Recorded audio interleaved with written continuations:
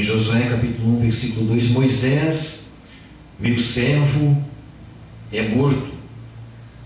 Dispõe-te agora, passa este Jordão, tu e todo este povo, a terra que eu dou aos filhos de Israel.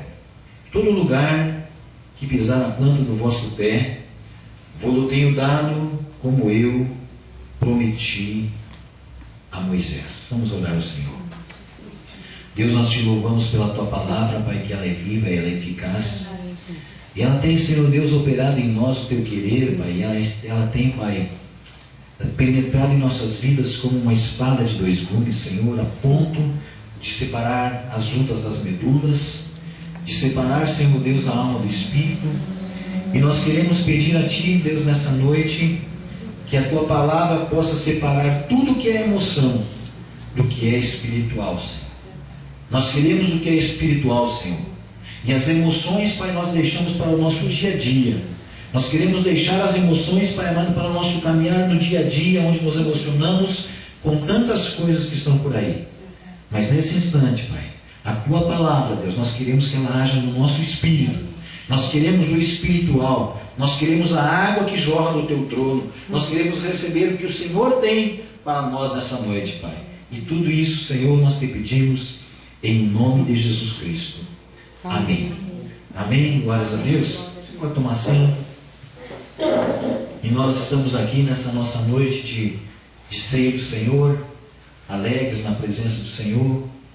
E nós vamos estar falando essa noite sobre algo que Deus tem para as nossas vidas, algo que Deus tem para nos alimentar.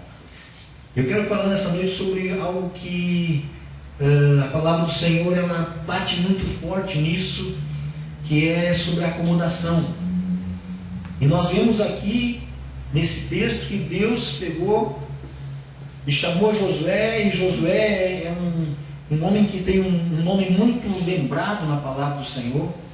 É um homem que, quando nós lembramos de pessoas destemidas, de pessoas corajosas, de pessoas que têm uma visão além daquilo que os olhos carnais veem, nós lembramos de Josué e também lembramos de Caleb, que foram os 2 espias que Moisés mandou juntamente com outros 10 e foram à terra prometida, foram espiar a terra prometida. O interessante é que Josué e Caleb vieram trazendo boas notícias e os outros 10 vieram trazendo só notícias tristes, ou seja, eles estavam acomodados onde eles estavam. E nós vemos aqui que Deus, na caminhada, Deus pega e chama Josué quando Moisés morre.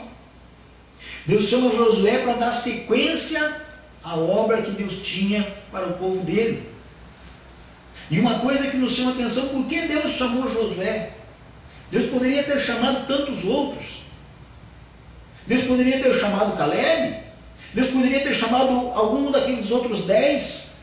Deus talvez, com certeza, tinha pessoas ali mais afeiçoadas, talvez tinha pessoas ali mais conhecidas do que Josué, não sei, a Bíblia não nos diz isso, mas a Bíblia diz que chamou Josué. E quando eu olho para a Bíblia, eu vejo que Josué era um homem que não era acomodado.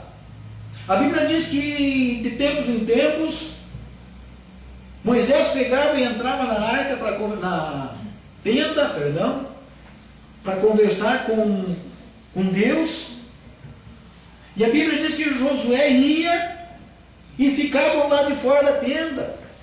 Ficava ali contemplando aquilo que o seu chefe, o seu senhor ia fazer dentro da tenda. E Moisés lá dentro da tenda, a presença do Senhor se manifestava, Deus conversava com ele. E a Bíblia diz que Moisés terminava o seu tempo com Deus e pegava e voltava para o acampamento, voltava para o meio do povo, mas Josué permanecia lá na tenda. Josué nunca foi acomodado. E por isso que Deus pega e chama Josué. E Deus dá a Josué um encargo que para Josué poderia parecer tão difícil dar sequência ao trabalho de Moisés. E Josué percebeu, Josué acompanhou Moisés na caminhada. E Josué sabia das dores de Moisés. E Josué sabia do sofrimento de Moisés, porque Josué acompanhava Moisés até no monte. Quando Deus conversava com Moisés, Josué estava lá perto. Josué não ficava escondido, Josué não ficava fazendo bezerro de ouro.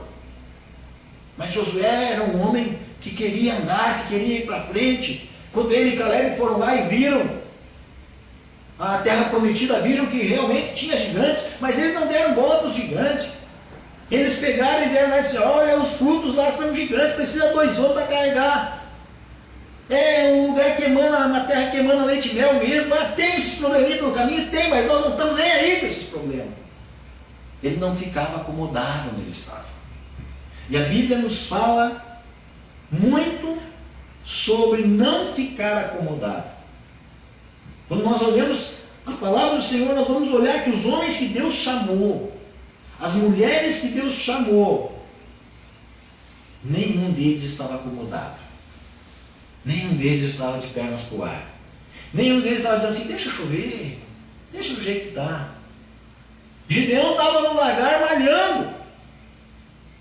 Estava lá, todo mundo escondido, todo mundo com medo dos filisteus. E Gideão estava lá no lagar malhando trigo. Estava lá onde não era o lugar, mas ele precisava ficar escondido, ele precisava malhar, eles precisavam de comida. E eles plantavam, e cada vez chegava na época da colheita, os filisteus vinham lá e roubavam tudo deles. E todo mundo com medo dos filisteus. Mas Gideão não, Gideão estava lá. E o anjo do Senhor aparece e fala: varão forte, varão valoroso, varão corajoso. Deus chama aqueles que não estão acomodados. E Deus não quer a sua igreja acomodada. Amém? Amém? A Bíblia diz o seguinte, amados: um dia Jesus conversando com Pedro e falando ali com os discípulos, diz assim: as portas do inferno não prevalecerão contra a igreja do Senhor, contra a minha igreja. A porta, ela é feita para quê?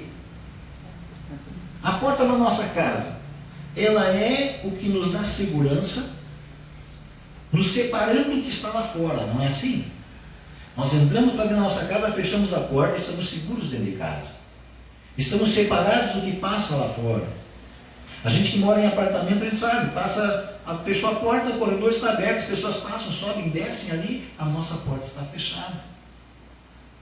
E Jesus disse assim: as portas do inferno não serão segurança contra a minha igreja, ou seja, elas não poderão barrar a minha igreja, mas uma igreja que avança, não uma igreja que fica parada.